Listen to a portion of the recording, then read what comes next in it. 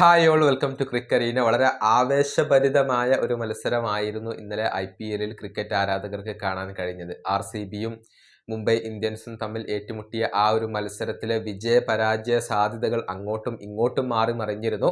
പക്ഷേ ത്രില്ലറിനൊടുവിൽ മുംബൈ ഇന്ത്യൻസിനെ പരാജയപ്പെടുത്താൻ RCBക്ക് കഴിഞ്ഞു എന്നുള്ളതാണ്. 12 റൺസിന്റെ ഒരു വിജയമാണ് അവർ സ്വന്തമാക്കിയിട്ടുള്ളത്. മത്സരത്തിന്റെ അവസാനത്തിൽ RCBയുടെ ബൗളർമാർ കളി തിരിച്ചു പിടിച്ചു എന്ന് തന്നെ പറയേണ്ടി വരും.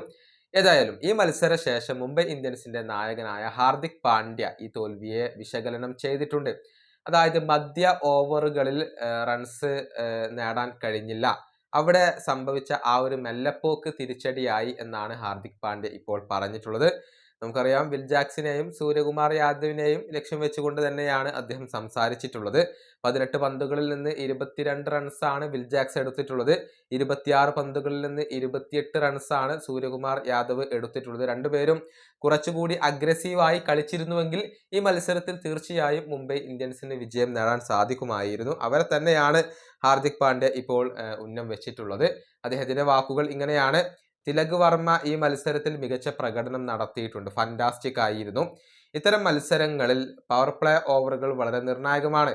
മിഡിൽ ഓവറുകളിൽ ചില സമയത്ത് ഞങ്ങൾക്ക് വേണ്ടത്ര റൺസുകൾ ലഭിച്ചില്ല. അത് തിരിച്ചടിയായി, അത് ഞങ്ങളെ പിറകോട്ട് വലിച്ചു. ഇതാണ് ഹാർദിക് പാണ്ഡ്യ ഇപ്പോൾ പറഞ്ഞിട്ടുള്ളത്. ഹാർദിക് പാണ്ഡ്യ വന്നതിന് ശേഷമായിരുന്നു ആ ഒരു റൺസിന്റെ വേഗത വർദ്ധിച്ചത്. അദ്ദേഹം മികച്ച പ്രകടനം നടത്തിയിട്ടുണ്ട്. 15 പന്തുകളിൽ നിന്ന് 42 റൺസ് ആയിരുന്നു അദ്ദേഹം സ്വന്തമാക്കിയിരുന്നത്. എന്നാൽ അദ്ദേഹം പുറത്തായതിന് പിന്നാലെ അതിന് സമാനമായ പ്രകടനം നടത്താൻ മറ്റാർക്കും കഴിയാതെ വന്നതോടുകൂടി RCB മത്സരം തിരിച്ചു പിടിക്കുകയായിരുന്നു. ഈ വീഡിയോയുടെ അവസാനിപ്പിക്കുന്നു. അടുത്തൊരു വീഡിയോയിൽ കാണാം.